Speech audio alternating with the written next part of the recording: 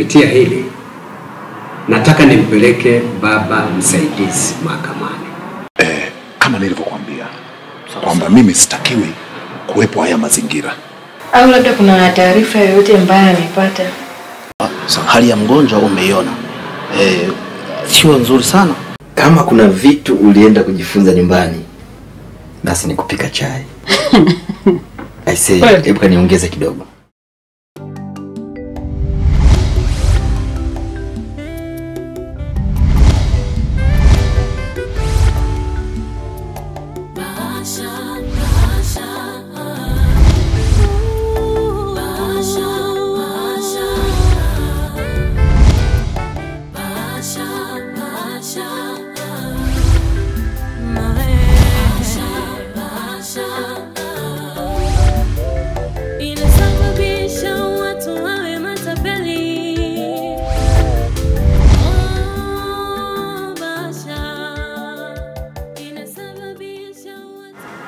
Alafu usiofu sana na mpenzi wangu Oika.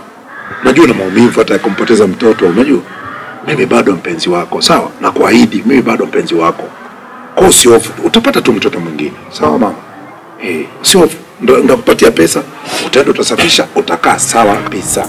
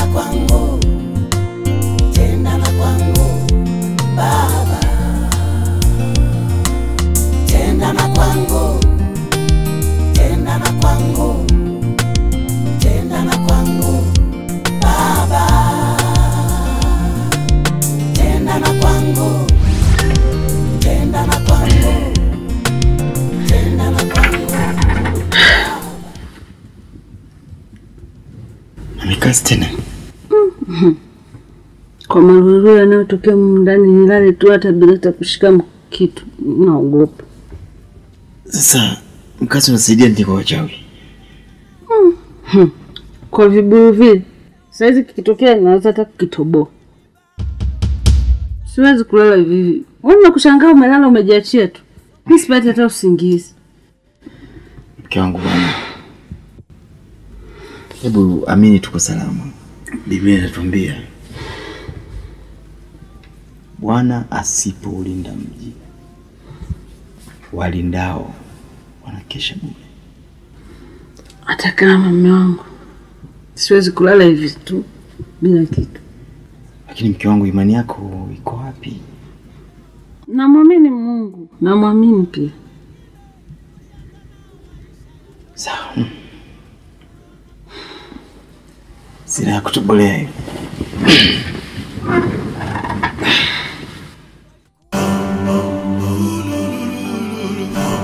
Lile ninalolipenda silo ninalolitenda. Dr. Mwambene, kusema kweli ninazidi kuchanganyikiwa. Kwa sababu siku nilizopewa zimekwisha. Nimebakiwa na siku moja tu. Hawezi kuamini. Ile dawa ulionipa, ninaambiwa amemtilia kwenye chai. Lakini ile dawa haikufanya kitu chochote. Haiwezekani. Matokeo yake amekunywa, hakuna chochote kimetokea. Na cha ajabu, akadai tena apewe kikombe cha pili. Kila niliyempa hiyo dawa imefanya kazi. Huyu ni mtu aina gani? Basi sio mtu wa kawaida. Sio mtu wa kawaida huyu. Ile dawa lazima ifanye kazi.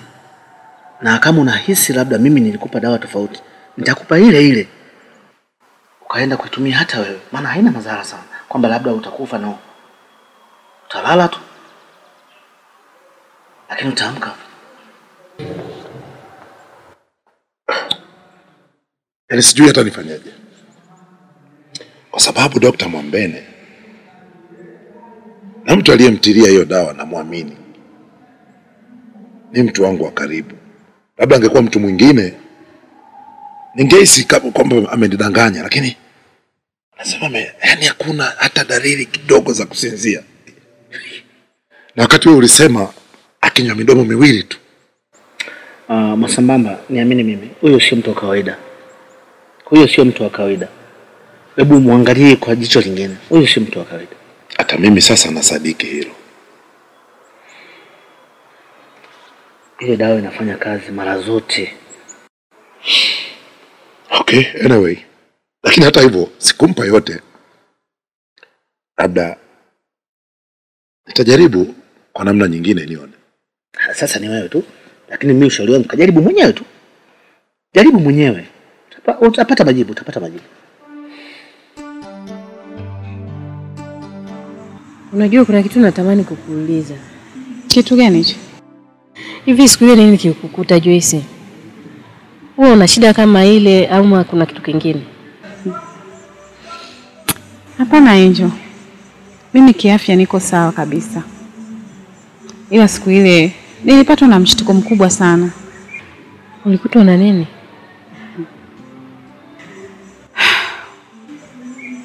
Unakumbuka siku ile mtoto wangu alikuja zahanati akiwa anajisikia vibaya? Basi nikachukua jukumu la kwenda kumpima. Nikamkuta na ujauzito. Kwa hiyo ujauzito ndo ulikushtua kiasi kile? Hapana. Dunia na mambo hii Angel. Niambie shida nini? Cha ajabu. Mwenye huo ujauzito ni baba yake mzazi. Joyce.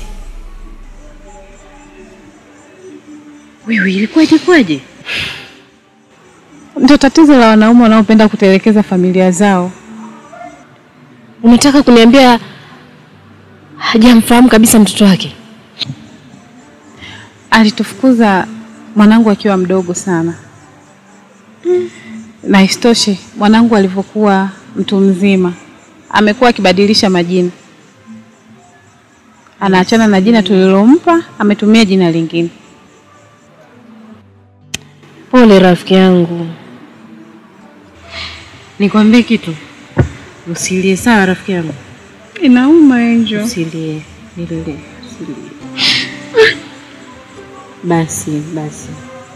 Basi usilie, tuko pamoja sawa?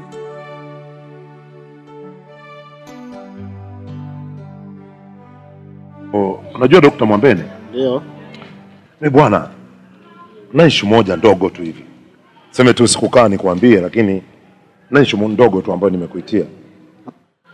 Siku ile sikuweza kuongea mambo mengi of course kwa sababu nilikuwa na issue muhimu na wewe. Lakini kuna jambo muhimu sana nitakiwa nikwambie. Nilisahau kukuambia. Bwana pale ofisini kwenu pale kuna binti fulani hivi, kuna dada fulani hivi, sijui ni nesi yule. Masambamba. Unamzungumzia binti gani? Yule ni mfupi fulani hivi. Alafu mweupe. Ana kasura fulani hivi amazing. Nahisi unamzungumzia Angel. Itakuwa ni huyo. Si mfupi, mdada fulani mfupi mweupe? Yes. Unataka tufanyaje? Sasa huyo dokta. Nimempenda sana yule binti. Masambamba, unataka kupunguza mwili kidogo eh? Hapana, unajua nini? Tangia tatizo lile litokee, si unajua tena.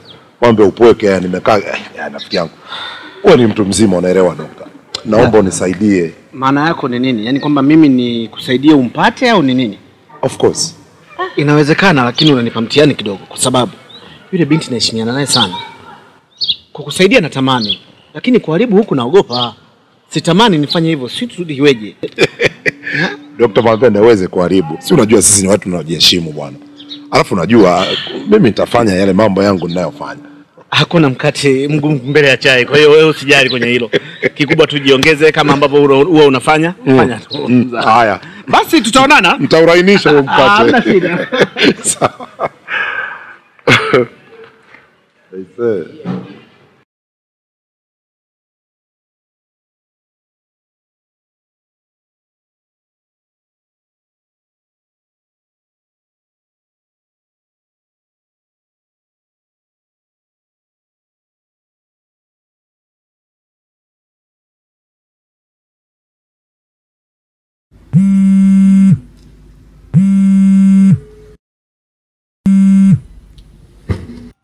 Dorcas, pokea simu basi, mbona unanichanganya?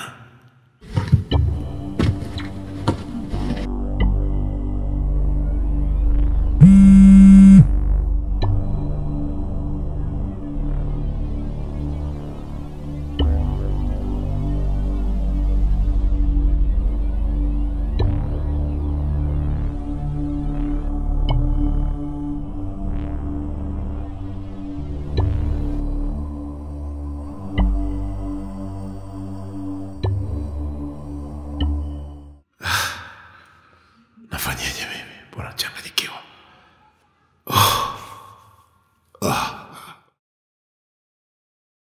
Shit.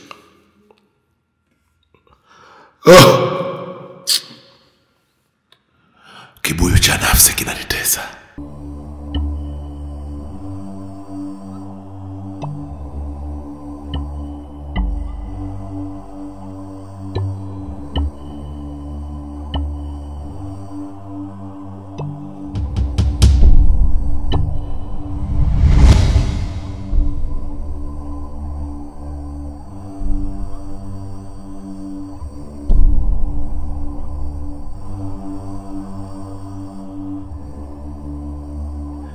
Kinanitesa kibuyu cha nafsi.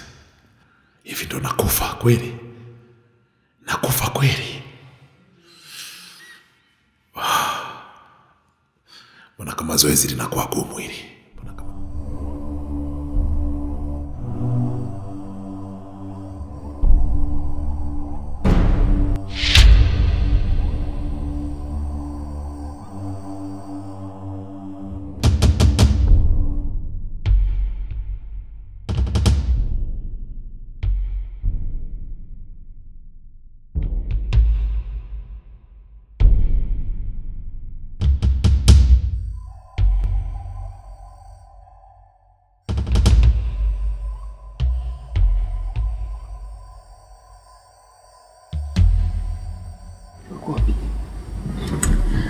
Kwa kusubiri mara nasikia vishindo, watu kama wanatembea jikoni, kama mtu anapita hivi.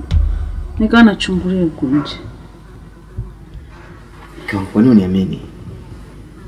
Sio kwamba sikuamini.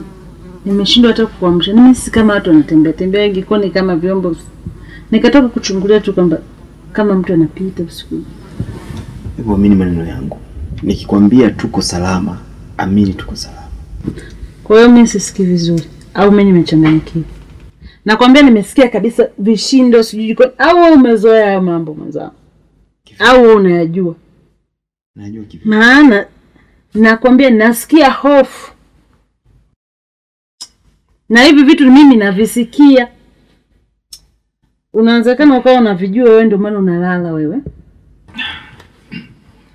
Mke wangu, imani yako iko wapi sasa hivi? Kwamba mimi sina imani. Kwamba wewe Mungu wako peke yako wewe. Mungu anakusikia wewe tu. Hivi unajua sikuelewi. Ujio wako tangu unakuja mimi sikuelewi. Yaani sijui ni kwenye kundi gani. Kwa hiyo kumbe toka nafika unanichora mimi sieleweki. Kuja hapa mimi sieleweki. Mke wangu, sikiliza nikwambie. Nisikilize. Naweza nikaondoka hata saizi. Ila kwa sababu ni usiku niache nilale, asubuhi naondoka.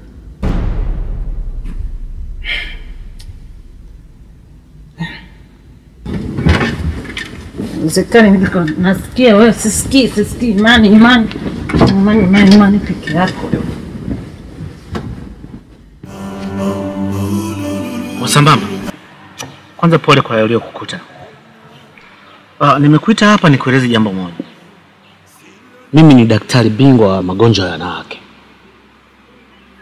Tatizo la mke wako ni kubwa, lakini halihitaji kutibiwa tena hospitali. Sijui unanielewa? Natamani nikupeleke sehemu ambayo mke wako atatibiwa. Mara nyingi wote wagonjwa wanaokuja kwangu ikishindikana hospitali huwa nawapeleka huko. Nilitamani tangu muda mrefu kipindi mmekuja akiwa na ujauzito ule. Lakini niliogopa kwa sababu wewe ni mchungaji. Nikaona huyu mtu nikimshirikisha hili swala sidhani kama atanielewa. Hata muende wapi mtaambiwa hiki nilichokwambia mimi. Tembea kote, lakini hiki nilichokwambia mimi ndicho ambacho utaambiwa.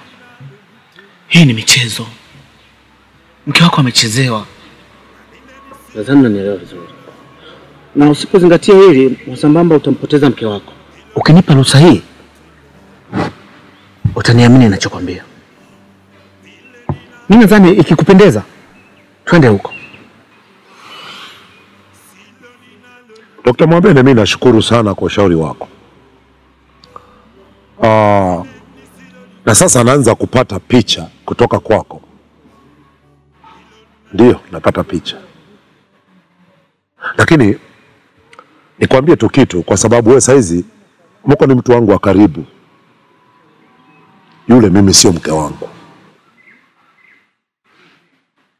Sio mke wako? Ndio. Unajua mambo ya wanaume. Ndio hivyo, lakini tuachane na hilo. Lengo langu mimi nitaka tu nimtibu yule binti. Tatizo lake likiisha, siwezi kurudiana naye tena. Nitamuacha kwa sababu ya hizi shida unajua, lakini nikushukuru sana. Nimepata picha hapo daktari, nimepata picha. Huyu mchezo nitakuwa sasa naanza kufahamu. Na siwezi kusita huyu ushauri ulionipa kwamba unipeleke sehemu. Mimi niko tayari. Itakuwa vizuri. Sasa cha kufanya, ukishakuwa tayari utanipigia simu ili tujiandae, kwa sababu ni sehemu ambayo sio mbali sana, lakini tukienda lazima tulale. Haina shida.